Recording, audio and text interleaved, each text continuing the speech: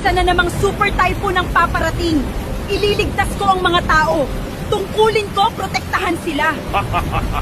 Hanggang kailan ka magtitiis, Sierra Madre? Pinoprotektahan ka ba din ng mga tao mula sa pagkasira? Juan, wala akong hinihinging kapalit. Ayaw ko silang ipahamak. Hanggat kaya ko silang pangangalagaan, gagawin ko.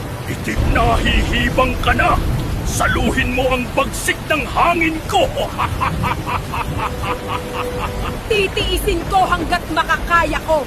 Ipaglalaban ko ang mga nasasakupan ko. Juan!